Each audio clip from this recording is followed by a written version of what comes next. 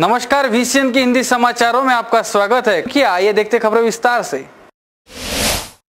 अमरावती शहर में निरंतर हो रहे आपराधिक वारदातों से अब यह लगने लगा है कि अमरावती शहर पर किसी का वाकई में बुरा साया मंडरा रहा है, जिसके चलते अमरावती शहर के नागरिकों में खौफ का माहौल नजर आता है। इसके पूर्व भी हमने चैनल के माध्यम से शहर के क्राइम ग्राफ के बारे में बताया था कि किस तरह से शहर का क्राइम ग्राफ तेजी से बढ़ता जा रहा है। बिहार के नक्शे कदमों पर अब अमरावती शहर चल पड़ा है।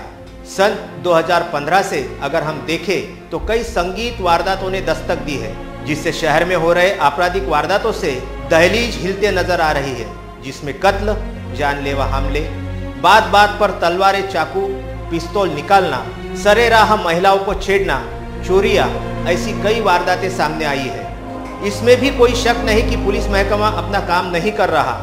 बेशक अपना काम पूरी निष्ठा से कर रहा है, मगर फिर भी अपराध जगत के अपराधी बिना किसी खौफ के वारदातों को अंजाम देते हुए नजर आते हैं। क्या इन दरिंदों को रोका नहीं जा सकता?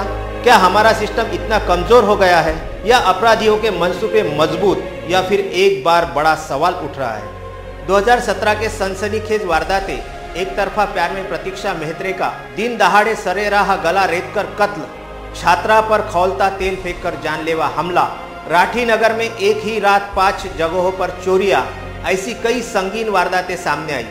साल 2018 के शुरुआती माह के आखिरी दिन माने 31 जनवरी को 61 वर्षीय वृद्धा शैलजा निलंगे का गला घोटकर कत्ल। 4 फरवरी की रात मजदूर द्वारा मालिक के कत्ल करने का मामला फिर एक बार शहर की हवाओं को सुन्न कर गया। 31 जनवरी को आरोपी धीरज शिंदे ने महज 5000 रुपए के लिए 61 वर्षीय शैलजा निलंगे का कत्ल किया।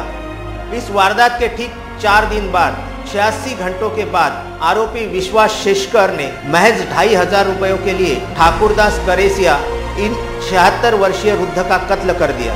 ये दोनों ताजे मामले अपने आप में हैरत अंगेज है। क्या इतनी सस्ती हो गई नागरिकों की जानें? क्या इतनी सस्ती हो गई जिंदगियां? ऐसे विकृत मानसिक इंसानों से दूर रहे, सतर्क रहे। इन दोनों मामलों में पुलिस ने आरोपियों को गिरफ्तार किया है, मगर हम VCN न्यूज चैनल की ओर से आपको सावधान रहिए, सतर्क रहिए, ऐसी हिदायत देंगे ताकि होने वाली वारदातों को सतर्कता के चलते टाला जा सकता है। 5 फरवरी की रोज शहर फिर एक बार सनसनीखेज वारदात से दहल गया, जब 76 वर्षीय वृद्ध की हत्या का मामला सामने आया। राजापेट पुलिस थाना अंतर्गत आने वाले MIDC के राजेंद्र ऑयल इंडस्ट्रीज के मालिक 76 वर्षीय ठाकुरदास दुलाराम करेसिया की उन्हीं के फैक्ट्री के मजदूरी करने वाले 55 वर्षीय विश्वास शेषकर ने बारदाना टोचा हथियार से उनका बेरहमी से कत्ल कर दिया। प्राप्त जानकारी के अनुसार MIDC के राजेंद्र ऑयल इंडस्ट्रीज में मजदूरी का काम करने वाला विश्वास शेषकर यह इस फैक्ट्री में काफी समय से रोजाना मजदूरी का काम करता था। हमेशा ही विश्वास पैसों की मांग फैक्ट्री के मालिक ठाकुरदास करेसिया से करता था। शराब पीने का आदी आरोपी विश्वास हमेशा ही पैसों की मांग आए दिन करता था। रविवार की रात करीब 9:30 बजे आरोपी विश्वास फैक्ट्री पहुंचा, जहां उसने 76 वर्षीय ठाकुरदास करेसिया, जो कि फैक्ट्री के मालिक है, उनसे 2500 रुपए शादी में जाना है इस मंसूबे से मांगे, मगर मृत ठाकुरदास ने पैसे देने से इनकार कर दिया। इसी से आग बबूला होकर आरोपी विश्वास शेषकर ने बारदाना टोचा इस हथियार से ठाकुरदास करेसिया के सिर पर हमला कर दिया, जिसके चलते ठाकुरदास करेसिया की मौका वारदात पर ही मौत हो गई। वारदात की जानकारी मिलते ही राजापेट पुलिस थाने के PI सूर्यवंशी समेत पुलिस के आला अफसर मौका वारदात पर पहुंचे और वारदात स्थल का पंचनामा किया। वारदात के कुछ घंटों बाद ही राजापेट पुलिस ने आरोपी विश्वास शेषकर को उसके घर से गिरफ्तार किया। आरोपी पंचनामे के दौरान CCTV कैमरे में कैद हो चुका था। राजापेट पुलिस ने आरोपी विश्वास के खिलाफ दफा 302 के तहत मामला दर्ज कर उसे न्यायालय में पेश किया। पर इन सभी बातों को मद्देनजर रखते हुए फिर भी एक सवाल जहन में आता है, आखिर ये सब कब तक? VCN न्यूज की ये स्पेशल रिपोर्ट। गाड़गेनगर पुलिस थाना अंतर्गत आने वाले रतनगंज परिसर के नागोबा मंदिर के पास चल रहे जुआ अड्डे पर शनिवार रात 8 बजे के दौरान पुलिस ने छापा मारा। पुलिस को आते देख 20 से 25 जुआरी फरार होने में कामयाब हुए, मगर 4 जुआरी पुलिस के शिकंजे में आ गए। गिरफ्तार आरोपी में हितेश राजू कोड़े उम्र 24 मसानगंज, विशाल विजय सिंह पवार उम्र 19 विलासनगर, जितेंद्र उर्फ सोनू चंडाले उम्र 24 स्लीपर कॉलोनी मसानगंज, दीपक मोतीराम गवई उम्र 24 रतनगंज का समावेश है। पुलिस ने छापामारी के दौरान 1,330 रुपए का माल जब्त किया, जिसमें 21,000 रुपए नगद, 2 पहिया, 19,000 रुपए के मोबाइल, 5,000 रुपए कीमत का एक टेबल का समावेश है। डीसीपी चिन्मय पंडित के मार्गदर्शन में ACP Chetna Tidke, PI Manish Thackeray, API Pawar, PSI Hirulkar ने कार्रवाई की। आरोपियों पर जुआ प्रतिबंधक कानून के तहत मामला दर्ज किया है। एन परीक्षा के दिन ही आईटीआई विद्यार्थियों की परीक्षा रद्द किए जाने की सूचना दिए जाने से उमड़े असंतोष को लेकर सैकड़ों विद्यार्थी जिला कचहरी आ धमके। इस संदर्भ में मिली जानकारी के अनुसार आईटीआई के विद्यार्थियों को बीते 1 माह पूर्व सूचना देकर बताया गया था कि 5 फरवरी 2018 को उनकी पहली परीक्षा ली जाएगी, जिसके अनुसार सभी विद्यार्थी अपने निर्धारित परीक्षा केंद्र पर सोमवार की सुबह पहुंचे। यहाँ पहुंचने पर सभी विद्यार्थियों को बताया गया कि उनकी सोमवार को होने वाली प्रथम सत्र की परीक्षा रद्द की गई है, जो ऑनलाईन पद्धती से ली जाएंगी। जे आयटीचे विद्यार्थी आहेत त्यांना सांगू इच्छितो की जी निगेटिव्ह मार्किंग पूर्वी होती ती निगेटिव्ह मार्किंग आता शासनाने बंद केलेली आहे। त्याच्यामुळे विद्यार्थ्यांच्या मनात जो संभ्रम होता की आपण प्रश्न सोडवला तर आपले मार्क जातील, तर तशा तर कुठल्याही प्रकारची निगेटिव्ह मार्किंग याच्या ही परीक्षा आणि याच्या पुढील परीक्षेत राहणार नाही। तर याच्यानंतर जी परीक्षा होईल ती विदाऊट निगेटिव्ह मार्किंग। आणि दुसरी गोष्ट आहे की याच्यामध्ये जे बदल झालेला आहे, जो विद्यार्थ्यांच्या मनात संभ्रम होता की याच्यामध्ये खूप काही असं झालेलं असेल, पण तसं काही नाही आहे। फक्त परीक्षा पद्धतीमध्ये बदल झाले आहे। म्हणजे पोरांना जे हार्ड कॉपीमध्ये वाचायचं, म्हणजे आता जसं एक प्रश्न वाचायचा त्याच्यानंतर OMR शीटमध्ये त्याला गोल गोल करायचं, ही पद्धती या पद्धतीमध्ये बदल येऊन त्यांना फक्त तो पेपर स्क्रीनवर दिसणार आणि त्यांना टिक करायचं नाही। आणि याच्यासाठी विद्यार्थ्यांना आपण सफिशियंट वेळ देतो आहे। जवळपास 10 ते 12 दिवसाचा कालावधी आपल्याकडे, त्याच्यामध्ये पोरांना क्लिक करून त्याचं उत्तर कसं टिक करायचं याचा सुद्धा आपण सराव देणार आहोत। तरी विद्यार्थ्यांनी जास्तीत जास्त याच्यामध्ये या परीक्षेत ट्रान्सपरन्सी यावी, विद्यार्थ्यांचं हित जोपासलं जावं आणि त्याचे बेनिफिट त्यांना मिळावे म्हणून ही पद्धती शासनाने लागू केलेली आहे।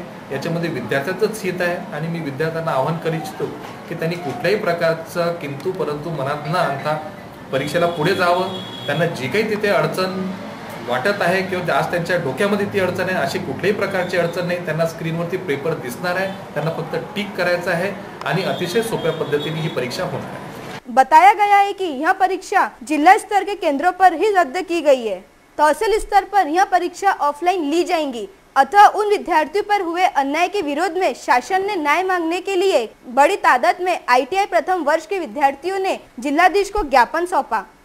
ऑनलाईन प्रवेश परीक्षा रद्द करण्यात यावी किंवा यासह अन्य विविध मागण्यांकरिता शासकीय औद्योगिक प्रशिक्षण संस्थेचे विद्यार्थी थेट आता या कार्यालयाच्या बाहेर येऊन मोर्चा काढलेला आहे। या संदर्भात या औद्योगिक प्रशिक्षण संस्थेचे विद्यार्थी आपल्यासोबत आहेत।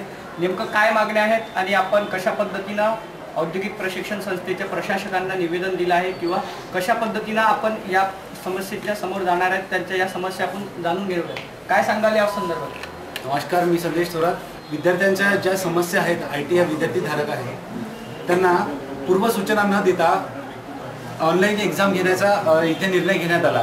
आधी सांगितलं की ऑफलाईन एक्झाम राहील आणि इथे आल्यावर सांगता आहे की ऑनलाईन एक्झाम आहे, तर त्यासाठी विद्यार्थी हे प्रिपेअर नाही आहे। त्यासाठी पूर्वनियोजन समितीने नियोजन न करता इथे हे या सगळ्या गोष्टी विद्यार्थ्यांना दिलेल्या आहेत। ज्या ऑनलाईन एक्झाम जे म्हणत आहे त्याच्यात तालुका प्लेसवर जे एक्झाम चालू आहे ते ऑफलाईन चालू आहे आणि तुम्ही जिल्हा प्लेसवरच्या एक्झाम ऑनलाईन घेण्याच्या करताय। 84 ट्रेडमधून या औद्योगिक प्रशिक्षण संस्थेमध्ये 35 ट्रेड यांचे ऑनलाईन आणि जे 5-6 ट्रेड आहे त्यांचे ऑफलाईन पेपर चालू आहे। आमचा विरोध आहे, घ्यायचे तर सगळ्यांचे ऑनलाईन घ्या, नाही तर मग ऑफलाईन सगळ्यांचे ऑफलाईन करा। कारण की हे पण ट्रेड प्रशासन मान्य आहे, त्यांचे पण ट्रेड प्रशासन मान्य आहे। मग घ्यायचे तर आमचे पण घ्या, त्यांचे पण घ्या, नाही तर पेपर रद्द करा। आमच्या एवढ्याच मागण्या आहे। लँग्वेज जो आहे ते मराठीमध्ये शिकवल्या जाते आणि पेपर इंग्लिश आणि हिंदीमध्ये राहते आणि जी हिंदी आहे ती नॅशनल लेवलची आहे। जी आपण हिंदी बोलतो त्या हिंदीपेक्षा वेगळी आहे। त्या हिंदीमध्ये काही शब्द असे आहे की ते आपल्याला कळत पण नाही, ते शब्द असे आहे की ते आपल्याला कळत पण नाही। म्हणून आमचा एक असा प्रश्न आहे की पेपर आम्हाला 3 लँग्वेजमध्ये द्या, हिंदी, इंग्लिश आणि मराठी। कारण की आपल्या जी मातृभाषा आहे मराठी ही आपल्याला लवकर समजल्या जाते। म्हणून पेपर जर इंग्लिशमध्ये जरी असला तर त्याच्यात सुविधा अशी असावी की पेपर मराठीत ट्रान्सलेट झाला पाहिजे आणि मुलांना मराठी करता येते, मराठी समजते। किसान भाइयों तथा पशु पक्षी प्रेमियों के लिए एवं समस्त नागरिकों के लिए श्रद्धा आर्ट सोसाइटी अमरावती द्वारा आयोजित कृषि और पशु पक्षी प्रदर्शनी 2018 का आयोजन स्थानीय साइंस को ग्राउंड अमरावती में 1 फरवरी से 5 फरवरी के दौरान आयोजन किया गया है, जिसका विधिवत उद्घाटन 1 फरवरी को मान्यवरों के हाथों किया गया। साथ ही श्रद्धा आर्ट सोसाइटी के 2018 के पुरस्कारों का वितरण किया गया। शुक्रवार 2 फरवरी को इस कृषि और पशु पक्षी प्रदर्शनी को नागरिकों का अच्छा प्रतिसाद मिला। कृषि उत्सव में लगे विविध स्टॉलों पर नागरिकों की अच्छी खासी भीड़ नजर आई। इस कृषि महोत्सव में करीब 150 स्टॉल लगाए गए, जिसमें कृषि उत्पादन संबंधित तंत्र ज्ञान, फूल खेती, सेंद्रिय खेती, पशुपालन व दुग्ध व्यवसाय, वडू, पशु पक्षी, मत्स्यालय, धान्य महोत्सव, रोजाना किसानों के लिए विविध विषयों पर कार्यशाला, रोजाना मनोरंजनात्मक कार्यक्रम, 7 खाद्य पदार्थ की विविध स्टॉल्स जिसमें मटन मंडे, रोडगे, चाइनीज, साउथ इंडियन, महाराष्ट्रियन पुरनपोड़ी आदि स्टॉलों का समावेश था। 4 फरवरी को सुप्रसिद्ध सप्त खंजरी वादक सत्यपाल महाराज इनका सदाबहार कार्यक्रम पेश किया गया।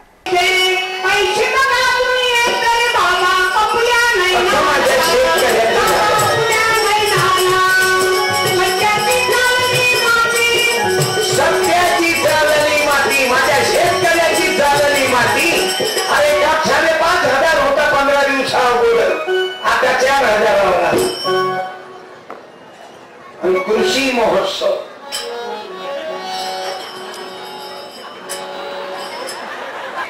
गव्हर्नमेंट मदत काय करीन भाऊ, स्वतःच गव्हर्नमेंट भूखा है, वो दूसरे को क्या खिलाएंगे। अरे कृषी महोत्सवाले दुनिया करून मदत करायला लागत होती। मग त्या बाईचे हरे कृष्णानं वस्त्र पुरवले, या ज्योतीने काही ना काही तेलाची तर मदत करायला लागत होती, पण ज्योतीने तेलाची मदत नाही, वाकई नाही। हॅलो, परंतु तुमची साथ आहे, सत्यजित आहे, माझे सत्यपाल आहे, पण उरले हे दोघे नवरा बायको आहेत ना, राहणार आणि नवनीत ताई कौर, एवढ्या मोठ्या माणसाचं लग्न करोड रुपये लावले असते त्यांना। सत्यपाल महाराज ने अपनी लचक वाली शैली में एक से बढ़कर एक कॉमेडी तथा वस्तु स्थिति पर प्रस्तुति दी। इस अवसर बड़ी संख्या में महिला एवं पुरुष मौजूद थे। कृषि महोत्सव के आखिरी दिन भी नागरिकों का अच्छा प्रतिसाद रहा। कृषि महोत्सव के आखिरी दिन पुरस्कार वितरण कर समापन कार्यक्रम संपन्न हुआ। आयोजक ज्योति टोटेवार ने सभी किसान भाइयों का, नागरिकों का, स्टॉलों का, कृषि महोत्सव में पधारे सभी नागरिकों का आभार माना। या ठिकाणी उरलेले आहोत ते सगळे गर्दी न करणारे असून सगळे धरती आहात, म्हणून एकदा जोरदार टाळ्या जाऊ द्या। सत्यजित सावंत यांच्यातर्फे पुढल्या वर्षीचा कृषी महोत्सव याच ग्राउंडवर 3 जानेवारीला त्याचं उद्घाटन होईल अशी मी या ठिकाणी घोषणा करते।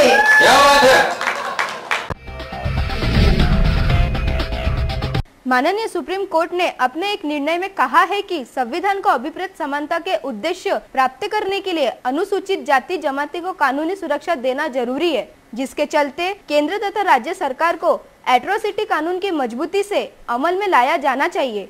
इसकी जानकारी हेतु राज्य के मुख्यमंत्री को नोटिस द्वारा सूचित किया गया है।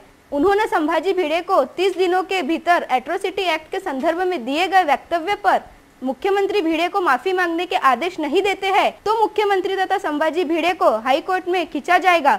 ऐसी जानकारी एक पत्रकार परिषद में समाज क्रांति आघाड़ी के राष्ट्रीय अध्यक्ष प्राध्यापक मुकुंद खैरे ने दी। जो त्यांनी मेसेज दिलेला आहे, it is against the democratic system, it is the murder of the democracy हे म्हटलेलं आहे। आणि म्हणून 6 तारखेचं ही जी बातमी आलेली आहे, या बातमीवर महाराष्ट्राचे मुख्यमंत्री काय कारवाई करतात, कारण being the chief minister of the state त्यांची जी कॉन्स्टिट्युशनल ड्युटी आहे ती कायद्यापेक्षा कोणी मोठा नाही, आणि कायद्यापेक्षा कोणी मोठा नसताना एखादा व्यक्ती सुद्धा कायद्याला आव्हान देत आहे, तर मुख्यमंत्र्यांनी या ठिकाणी भिडे यांच्या विरुद्ध कायदेशीर कारवाई करायला पाहिजे होती। आणि म्हणून आम्ही जवळजवळ 1 महिन्याचा वाट पाहिला, आणि 1 महिना वाट पाहिल्यानंतर लक्षात आलं की हे जे स्टेट आहे हे स्टेट भिडेला प्रोटेक्ट करत आहे, आणि म्हणून या ठिकाणी सुप्रीम कोर्ट आणि हायकोर्ट जजमेंट आम्ही त्या ठिकाणी अभ्यास केला, आणि अभ्यास करून आमच्या असं लक्षात आलं की या देशाचं सुप्रीम कोर्ट जे आहे, सुप्रीम कोर्टाने रिट पिटिशन सिव्हिल नंबर 140 2006 मध्ये जे जजमेंट दिलेलं आहे, हे जजमेंट आलेलं आहे 15 डिसेंबर 2016 मध्ये. 2006चं पिटिशन आहे आणि 2016 मध्ये जजमेंटचा निकाल आलेला आहे, जजमेंट आलेलं आहे. आणि त्यामध्ये सुप्रीम कोर्टाने जे म्हटलं ते बघा, the constitutional goal of equality for all the citizen of this country can be achieved only when the rights of the schedule caste and schedule tribe are protected. म्हणजे या देशाच्या राज्यघटनेने जे समानता उद्देश समोर ठेवलेला आहे, हा उद्देश या देशामध्ये जी जनता आहे, शेड्यूल कास्ट शेड्यूल ट्राइब आहे, यांच्या राईट्सला प्रोटेक्ट केल्याशिवाय या देशामध्ये समानतेचा जो गोल आहे, उद्देश आहे, हा कधी पूर्ण होऊ शकत नाही. हे वर्डिक्ट कोणाच्या सुप्रीम कोर्टात apex court of country, apex court म्हणजे ज्याला समजा कोणी चॅलेंज करू शकत नाही. पण आज या ठिकाणी ॲट्रोसिटीजमुळे लोकशाहीचा मुद्दा पडला. म्हणजे या ठिकाणी भिडेंनी सुद्धा सुप्रीम कोर्टाच्या जजमेंटला एक ओव्हरलूक केलेलं आहे. आणि म्हणून स्टेट नावची जी यंत्रणा या राज्यामध्ये जी कार्यरत आहे, state what is state under article 5 स्टेटची ड्युटी कोणती आहे? तर स्टेटची ड्युटी आहे की समजा जर कुठली अनकॉन्स्टिट्युशनल ॲक्टिव्हिटी होत असेल तर त्या ॲक्टिव्हिटीला कंट्रोल केलं पाहिजे, त्याला प्रिव्हेंट केलं पाहिजे, त्याच्यावर कारवाई केली पाहिजे. ही ड्युटी कुणाची? चीफ मिनिस्टरची आहे. आणि म्हणून या ठिकाणी पुढे त्यांनी असं म्हटलेलं आहे, the abundant material on record proves that authorities concern are guilty. म्हणजे मुख्यमंत्री आता या ठिकाणी स्पष्ट झालेलं आहे की ॲट्रोसिटीची प्रॅक्टिस करणाऱ्या माणसाला जर कोणी प्रोटेक्ट करत असेल, the authorities concern are guilty of not enforcing the provision of the act. लक्षात घ्या ना. म्हणजे आज रोजी सुद्धा भिडेच्या स्टेटमेंटवर समजा कुठल्या प्रकारची कायदेशीर कारवाई न होणे, that is the commission of the crime. म्हणजे chief minister has committed the crime as per the judgement of Supreme Court of India. अपनी प्रलंबित मांगों को लेकर विविध संस्थाओं संगठन आंदोलन का रुख अख्तियार करती है. 5 फरवरी के रोज महाराष्ट्र राज्य ग्राम रोजगार सेवक कर्मचारी संगठन ने महाराष्ट्र के ग्राम रोजगार सेवकों को वेतन एवं सचिव पद देने तथा महाराष्ट्र के सभी ग्राम रोजगार सेवकों की प्रलंबित मांगे पूरी करने के लिए आंदोलन किया. अगर सभी ग्राम रोजगार सेवकों की प्रलंबित मांगे पूरी नहीं होती है तब तक काम बंद आंदोलन करने की चेतावनी इस दौरान दी गई है. जिल्हाधिकारी कार्यालयावर सर्व अमरावती जिल्ह्यातील ग्राम रोजगार सेवक जिल्हाधिकारी साहेबांना निवेदन देण्यासाठी बसलेलो आहोत.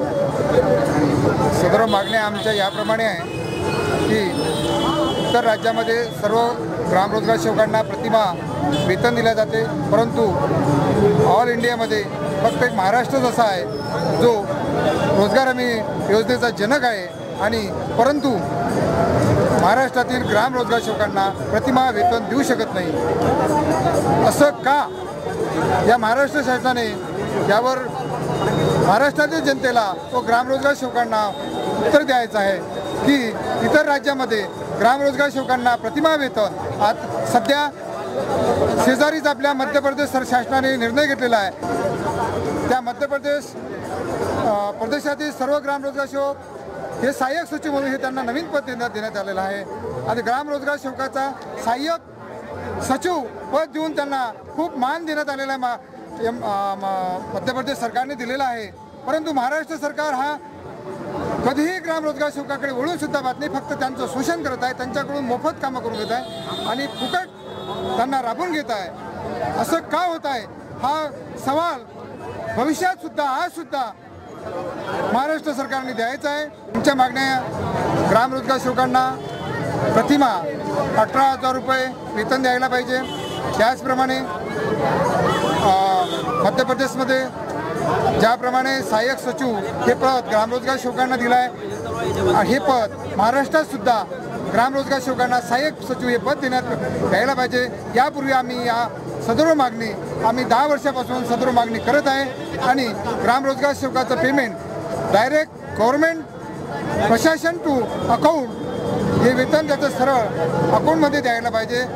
सदर मागण्या आमच्या मंजूर झाल्या नाही तर संपूर्ण महाराष्ट्रभर आम्ही काम बंद आंदोलनाला सुरुवात करणार आहे. महाराष्ट्रातील एकही ग्राम रोजगार सेवक या मागण्या जर मंजूर या सरकारने केल्या नाही तर एकही ग्राम रोजगार सेवक काम करणार नाही, लेखनी बंद आंदोलन सुद्धा करणार आहे. जिले के मोर्शी तहसील स्थित श्री श्वेत व्याली में राष्ट्रसंत तुकडोजी महाराज की स्मृति में मंदिर से सटे परिसर में अवैध तरीके से किए गए अतिक्रमण हटाने को लेकर सोमवार को राष्ट्रसंत तुकडोजी महाराज जन्मस्थान स्मृति मंदिर समिति की ओर से जिलाधीश को ज्ञापन सौंपा गया। निवेदन में कहा गया है कि शासन ने इस गांव को क वर्ग पर्यटन क्षेत्र घोषित किया है, जिसके अनुसार राष्ट्र संत के जन्म शताब्दी के अवसर पर मोजरी विकास प्रारूप के तहत जन्म स्थान स्मृति से सटे मैदान पर सौंदर्यीकरण का काम चल रहा है, परंतु मैदान से सटे दीपक जयदेव मानेकर ने अपने स्वार्थ के तहत कुछ निर्धारित स्थान पर अतिक्रमण करते हुए विकास कार्य में बाधित किया है। इस विषय पर संस्था की ओर से विगत 20 नवंबर 2017 तथा 8 जनवरी 2018 को शिकायत की गई है, जिस पर अब तक कोई कार्रवाई नहीं की गई है, जिसके चलते विकास कार्य थमा हुआ है। प्रतिवर्ष की तरह इस वर्ष भी संस्था की ओर से आगामी 23 से 30 अप्रैल के दौरान राष्ट्र संत का जन्मोत्सव यानी ग्राम जयंती महोत्सव मनाया जाएगा, इसलिए सौंदर्यीकरण का काम पूरा होना जरूरी है, जिसके तहत ही जिला कचेरी परिसर में समिति की ओर से ठिया व भजन आंदोलन प्रारंभ किया गया है। इथं जे सौंदर्यीकरणाचं मोजरी आराखड्याअंतर्गत सौंदर्यीकरणाचं काम चालू आहे, ते शेजारील लोकांना त्या शेजारच्या एका लोकांना बंद पाडलं, ते पूर्ववत चालू आहे। याच्याकरता आम्ही अनेक वेळा कलेक्टर आयुक्तांना सगळे निवेदनं देऊन आजपर्यंत कोणत्या तरी याच्यामुळे ते बंद पडलेलं आहे काम आणि बंद केलं आहे। फिर हाजिर होंगे नई तरोताज़ा खबरों के साथ, तब तक के लिए देखते रहिए VCN न्यूज़। नमस्कार।